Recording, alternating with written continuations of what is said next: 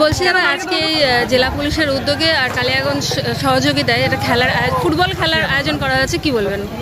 Football খেলা আমাদের আজকে মাঠে কালিয়াগঞ্জ ব্লকের যে সমস্ত স্কুলগুলো আছে, হাই স্কুলগুলো, তাদেরকে নিয়েই আমাদের রায়গঞ্জ ডিস্ট্রিক্ট পুলিশের উদ্যোগে পশ্চিমবঙ্গ সরকারের নির্দেশ মতো একটা খুব সুন্দর একদিনের একটা ফুটবল টুর্নামেন্ট অনুষ্ঠিত হলো। আমরা দেখলাম যে ফতেপুর হাই স্কুল পাশে বরুণা প্রাণপ্রিয়া উচ্চ বিদ্যালয় দুটোই ফাইনালে উঠেছিল। একটা দল চ্যাম্পিয়ন হলো, মানে বরুণা প্রাণপ্রিয়া বিদ্যালয়। একটা খুব ভালো পরিবেশ, বাচ্চাগুলো পার্টিসিপেট করেছে আমাদের বিভিন্ন বিদ্যালয়ে। আমাদের কালিয়াগঞ্জ থানা সার্বিকভাবে একটা সুন্দর প্রতিষ্ঠানের মধ্যে ভালো একটা খেলা উপভোগ। বলছি দাদা, মাঠটা তো সেভাবে খেলার উপযোগী নয়, কি বলবেন? না, এটা ঠিকই বলেছেন যে আমাদের পার্বণ সুন্দরী মাঠটা রিসেন্টলি একটু খারাপ হয়ে গেছে। তো আমরা স্কুল কর্তৃপক্ষের সাথে কথা বলবো। এখানে বিভিন্ন মেলা টেলাগুলো হয়েছিল বিগত দিনে, যার জন্য মাঠটা সমস্যার জায়গায় আছে। তো নর্মালি আমরা স্কুলের সাথে কথা বলি যাতে ভালো করে সুন্দর একটা মাঠের পরিণত করা যায়। তুলে দিচ্ছেন আমাদের পঞ্চায়েত সমিতির সভাপতি সাহেব, আমি ওনাকে তোলার পুরস্কার।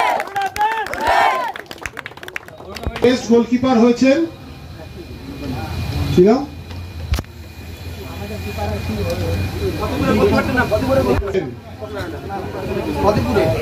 বাপ্পা ফতেপুর হাই স্কুলে। তাকে অনুরোধ করবো আমাদের নিতাই বৈশ্য মহাশয়কে তার হাতে এই পুরস্কার তুলে দেওয়ার জন্য।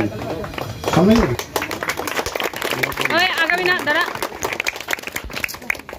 এবার আমাদের স্বামী মহাশয়কে অনুরোধ করবো পুরস্কারটা তুলে দেওয়ার জন্য।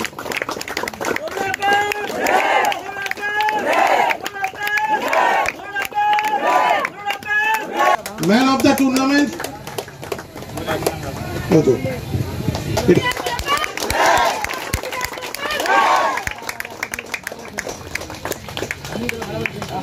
হয়েছেন ফতেপুর সিটি হাই স্কুল।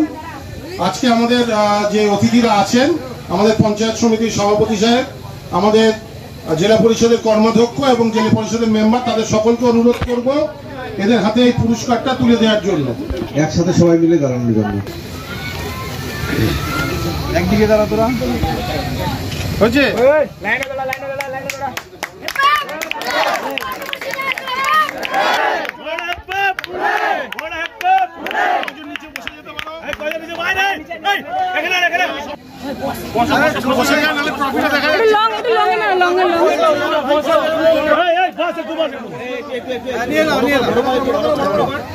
একটু উপরে তুলুন পুরস্কারটা। আচ্ছা আচ্ছা,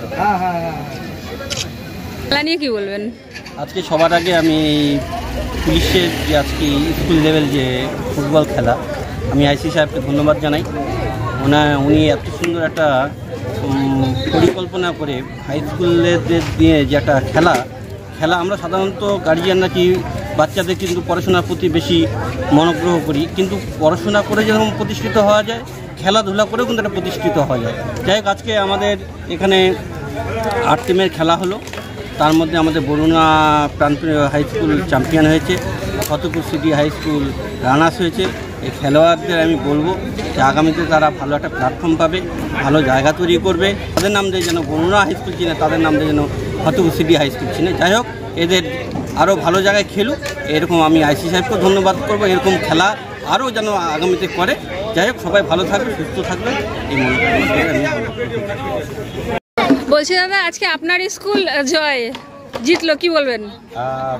বিগত দিনে Baruna Subrata cup school tournament, আন্তঃ স্কুল টুর্নামেন্ট, সব টুর্নামেন্টেই বরুণা চ্যাম্পিয়ন হয়। গত পরশুদিন রায়গঞ্জ সাব ডিভিশনে বরুণা আন্ডার 14 এবং আন্ডার 19 তারা চ্যাম্পিয়ন হয়ে ডিস্ট্রিক্টে আগামী 27 তারিখ কানকি সৃজন বিদ্যা মন্দিরে খেলতে যাবে।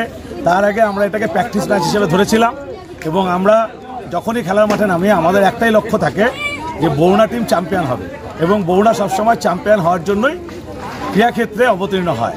এবং চ্যাম্পিয়ন আমাদের যথেষ্ট ভালো লাগছে, কারণ প্রত্যন্ত এলাকার দুস্থ ঘরের ছেলেমেয়েরা যেভাবে ফুটবলকে এখনও বাঁচিয়ে রেখেছে।